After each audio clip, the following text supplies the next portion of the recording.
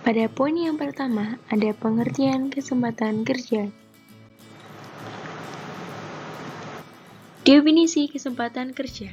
Pada definisi kesempatan kerja, dalam menyerap tenaga kerja merupakan suatu masalah utama dalam pembangunan Indonesia, baik di masa lampau maupun di masa yang akan datang. Ledakan penduduk dari tahun ke tahun terus meningkat, sementara lapangan kerja untuk menampung mereka tidak memadai. Menurut ahli, yang pertama, Keynes Polling juga berbicara tentang apa yang menentukan pendapatan nasional pada setiap saat, bukan hanya pada saat terjadinya kesempatan kerja penuh. Menurut ahli Sumarsono, memberikan definisi bahwa kesempatan kerja adalah lapangan pekerjaan yang sudah diduduki atau employment dan masih lowongan atau vacancy. Bahwa dalam teori kesempatan kerja dikenal dengan istilah elastisitas pemerintah akan tenaga kerja yang diartikan sebagai persentase perubahan permintaan akan tenaga kerja, sehubungan dengan perubahan permintaan akan tenaga kerja yang disebabkan dengan perubahan 1% pada tingkat upah. Poin yang kedua, ada faktor yang mempengaruhi kesempatan kerja. Faktor yang mempengaruhi kesempatan kerja ada 4. Yang pertama adalah pertumbuhan penduduk. Kualitas pertumbuhan ekonomi suatu daerah akan dipengaruhi oleh tingginya angka pertumbuhan penduduk. Jadi, semakin tinggi jumlah pertumbuhan penduduk, maka akan mengakibatkan rendahnya tingkat kesempatan kerja. Faktor yang kedua adalah kondisi perekonomian suatu daerah. Tingginya tingkat perekonomian suatu daerah mencerminkan kegiatan produksi yang tinggi. Kapasitas produksi yang tinggi membutuhkan tingginya faktor produksi, salah satunya adalah tenaga kerja. Faktor yang ketiga adalah tingkat upah atau gaji.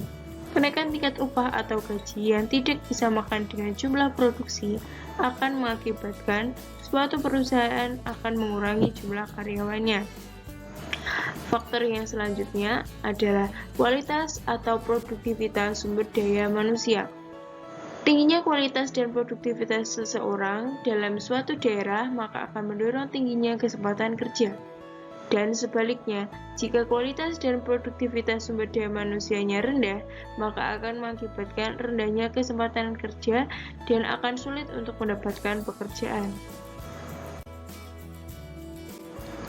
Selanjutnya adalah jenis-jenis kesempatan kerja. Ada 2 jenis kesempatan kerja. Yang pertama adalah kesempatan kerja permanen. Adalah jenis kesempatan kerja yang menjadikan seseorang bekerja secara terus-menerus sampai pensiun ataupun tidak mampu lagi untuk bekerja. Contohnya TNI, PNS, Polri. Jenis yang kedua adalah kesempatan kerja temporer. Adalah sebuah kesempatan kerja yang menjadikan seseorang bekerja dalam waktu yang relatif cepat, kemudian menganggur dan mencari pekerjaan yang baru kembali. Contohnya, seseorang pegawai swasta yang mana pekerjaannya bergantung dari pesanan atau pegawai pabrik yang terikat dengan kontrak dan jangka waktu tertentu dalam bekerja. Poin yang keempat adalah klasifikasi kesempatan kerja. Klasifikasi kesempatan kerja ada 3. Yang pertama ada berdasarkan sektor lapangan usaha. Dibagi menjadi 3 sektor.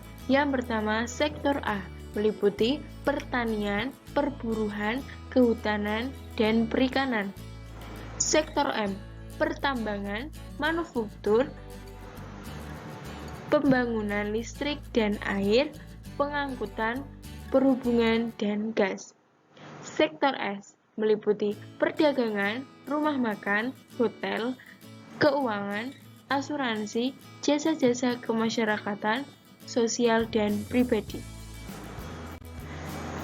Klasifikasi kesempatan kerja yang kedua ada berdasarkan jenis atau jabatan pekerjaan, meliputi pemimpin dan manajer senior, tenaga ahli, teknisi, tenaga produksi, dan tenaga terkait.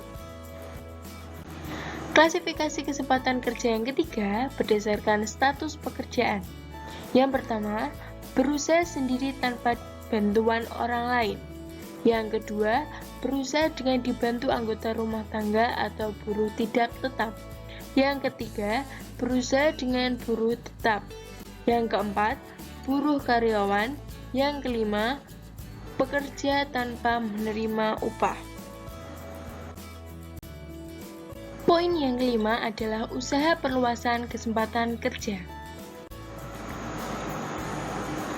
Usaha perluasan kesempatan kerja pada umumnya ada 4, yaitu penyediaan dana kredit secara luas dan merata bagi peningkatan kegiatan produksi padat karya. Pengeluaran pemerintah ditunjukkan untuk perluasan kesempatan kerja produktif sebanyak mungkin. Tingkat kurs devisa diarahkan agar realistis dan memberikan intensif bagi peningkatan ekspor. Yang terakhir adalah memberikan perlindungan yang wajar kepada produksi dalam negeri.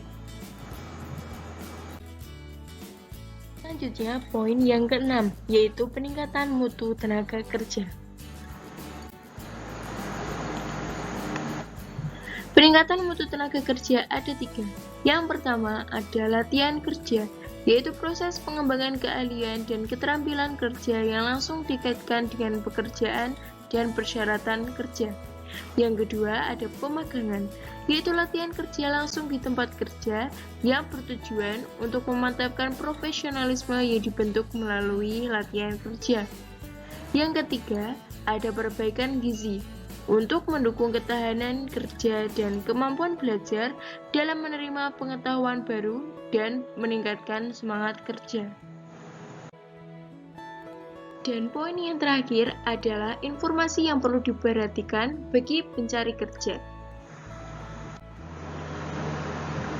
Informasi yang harus diperhatikan bagi pencari kerja yang pertama adalah jenis usaha dan gambaran dari perusahaan itu dan dari mana informasi lowongan kerja itu berasal.